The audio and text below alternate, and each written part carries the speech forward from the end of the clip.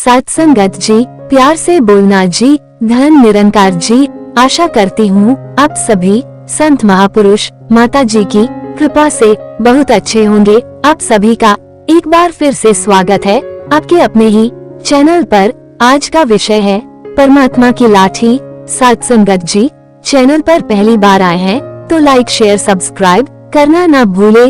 सत्संगत जी, एक संत वर्षा के जल में प्रेम और मस्ती से भरा चला जा रहा था। इस दौरान उसने एक मिठाई की दुकान को देखा जहां एक कढ़ाई में गरम दूध उबाला जा रहा था, तो मौसम के हिसाब से दूसरी कढ़ाई में गर्मा गर्म जलेबियां तैयार हो रही थी। संत कुछ क्षणों के लिए वहां रुक गया। शायद भूख का एहसास हो रहा था या मौसम का असर था। संत हलवाई को बड़ी गौर से देखने लगा। संत कुछ खाना चाहता था लेकिन जेब नहीं थी, तो पैसे भला कहाँ से होते। सत्संगत जी, संत कुछ पल हाथ सेंकने के बाद चला ही जाना चाहता था कि नेक दिल हलवाई से रहा न गया और एक प्याला गरम दूध और कुछ जलेबियां संत को दे दी। मलंग ने गरम जलेबियां गरम दूध के साथ खाए और फिर हाथों को ऊपर की ओर उठाकर हलवाई के लिए प्रार्थना की और आगे चल दिया। सत्संगत जी, संत का पेट भर चुका था। दुनिया के दुखों से बेपरवाह वो फिर एक नए जोश से बारिश के गंदे पानी के छींटे उड़ाता चला जा रहा था। यह इस बात से बेखबर था कि एक युवा नव विवाहिता जोड़ा भी वर्षा के जल से बचता बचाता उसके पीछे चला आ रहा है। एक बार इस मस्त संत ने बारिश के गंदे पानी में जोर से लात मारी। बारिश का पानी उड़ता हुआ सीधा पीछे आने वाली युवती के कपड़ों को भिगो गया और उस औरत के कीमती कपड़े कीचड़ से लथपथ हो गए। सत्संगत जी, उसके युवा पति से ये बात बर्दाश्त नहीं हुई, इसलिए वह आस्तीन चढ़ाकर आगे बढ़ा और संत के कपड़ों को पकड़कर खींचकर कहने लगा, अंधा है, तुमको नजर नहीं आता तेरी हरकत की वजह से मेरी पत्नी के कपड़े गीले हो गए हैं और कीचड़ से भर गए हैं। संत हक्का बक्का सा खड़ा था, जबकि इस युवा को संत का चुप रहना गवारा नहीं था। सत्संगत जी, महिला ने आगे बढ़कर युवा के हाथों से संत को छुड़ाना भी चाहा, लेकिन युवा की आंखों से निकलती नफरत की चिंगारी देख वह भी पीछे खिसकने पर मजबूर हो गई।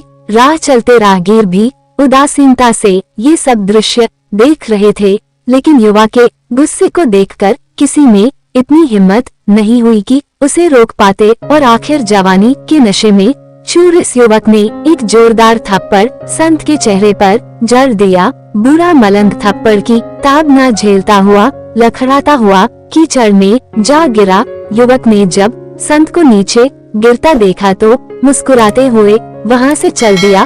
सत्संगत जी, बूढ़े संत ने आकाश की ओर देखा और उसके होठों से निकला, वह मेरे भगवान, कभी गरम दूध जलेबियां और कभी गरम थप्पड़। अगर आपकी यही इच्छा है तो मुझे भी वही पसंद है। ये कहता हुआ वो एक बार फिर अपने रास्ते पर चल दिया। दूसरी ओर वह युवा जोड़ा अपनी मस्ती को समर्पित अपनी मंजिल की ओर अग्रसर हो गया। थोड़ी ही दूर चलने के बाद वे अपने मकान के सामने पहुंचकर रुक गए। सत्संगत जी, युवा अपनी जेब से चाबी निकालकर अपनी पत्नी से हंसी मजाक करते हुए ऊपर घर की सीढ़ियां तय कर रहा था। बारिश के कारण सीढ़ियों पर फिसलन हो गई थी। अचानक युवा का पैर फिसल गया और वह सीढ़ियों से नीचे गिरने लगा। महिला ने शोर मचाकर लोगों का ध्यान पति की ओर आकर्षित करने लगी, जिसकी वजह से उसके संबंधी और दूसरे लोग तत्काल सहायता के लिए युवक की ओर लपके और अस्पताल ले गए। सत्संगत जी, युवक का सिर फट गया था और कुछ ही देर में ज्यादा खून बहने लगा।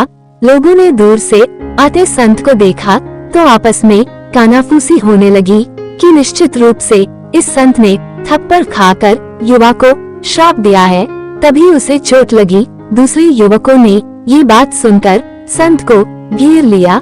एक युवक कहने लगा कि आप कैसे भगवान के भक्त हैं, जो केवल एक थप्पड़ के कारण युवा को श्राप दे बैठे। भगवान के भक्त में रोष व गुस्सा हरगिज नहीं होता। अब तो जरा सी गुस्से पर भी धैर्य न कर सके। साध संगत जी, संत बाबा कहने लगे, भगवान की कसम, मैंने इस युवा को श्राप नहीं दिया। अगर आपने श्राप नहीं दिया तो ऐसा नौजवान युवा सीढ़ियों से कैसे गिरा कि उसे इतनी गंभीर चोट आई। तब संत बाबा ने दर्शकों से एक अनोखा सवाल किया कि आप में से कोई इस सब घटना का चश्मदीद गवाह मौजूद है। साध संगत जी, एक युवक ने आगे बढ़कर कहा, हाँ, मैं इस घटना का चश्मदीद गवाह हूँ। संत ने अगला सवाल किया, मेरे कदमों से जो कीचड़ उछला था, क्या उसने युवा के कपड़ों को दागी किया था? युवा बोला, नहीं, लेकिन महिला के कपड़े जरूर खराब हुए थे। संत ने पूछा, फिर युवक ने मुझे क्यों मारा? युवक कहने लगा, क्योंकि वह युवा इस महिला का प्रेमी था और यह बर्दाश्त नहीं कर सका कि कोई उसके प्रेमी के कपड़ों को गंदा करे, इसलिए उस युवक ने आपको मारा। साध संगत जी, युवक की बात सुनकर संत बाबा ने एक जोरदार ठहाका बुलंद किया और यह कहता हुआ वहाँ से विदा हो गया। तो भगवान की कसम, मैंने श्राप कभी किसी को नहीं दिया, लेकिन कोई है जो मुझसे प्रेम करता है। अगर उसका यार सहन नहीं कर सका तो मेरे यार प्रभु को कैसे बर्दाश्त होगा कि कोई मुझे मारे? मेरा यार इतना शक्तिशाली है कि दुनिया का बड़े से बड़ा राजा भी उसकी लाठी से डरता है। सच है, परमात्मा की लाठी में आवाज नहीं होती। साध संगत जी, हमारे जीवन में भी कभी कभी कुछ ऐसे पल आ जाते हैं जब हम भी किसी न किसी समस्याओं में घिरे हुए होते हैं, तो हम भी कोई निर्णय नहीं ले पाते हैं। तो सब कुछ नियति के हाथों सौंपकर तो अपने उत्तरदायित्व एवं प्राथमिकता पर ध्यान केंद्रित करना चाहिए। अंततः यह सबस हार जीत का अंतिम निर्णय भगवान करता है। हमें भगवान पर विश्वास करके भगवान के फैसले का सम्मान करना चाहिए, और अगर हम सही है, हमारा भगवान पर पूरा विश्वास है, तो हमारे साथ कोई गलत कर ही नहीं सकता। गलत करने वालों के लिए परमात्मा की लाठी हमेशा तैयार रहती है, हम कुछ भी कर ले। साध संगत जी, कुछ लोग हमारी सराहना करेंगे, वही कुछ लोग हमारी आलोचना करेंगे। अब दोनों ही मामलों में हम तो फायदे में हैं। जो हमारी सराहना कर रहे होंगे उनसे हम प्रेरित होंगे, और जो हमारी आलोचना कर रहे होंगे उनकी वजह से हमारे अंदर और सुधार आएगा। सत्संगत जी, अगर आप सभी को आज की साखी अच्छी लगी हो तो वीडियो को लाइक शेयर जरूर कीजिएगा। साथ ही चैनल पर पहली बार आए हैं तो सब्सक्राइब करना ना भूले। आप सभी से फिर मुलाकात होगी नई साखी और विचारों के साथ। तब तक के लिए खुश रहिए, सेवा सिमरन सत्संग करते रहिए, माता जी के चरणों से जुड़े रहिए। प्यार से बोलना जी, धन निरंकार जी।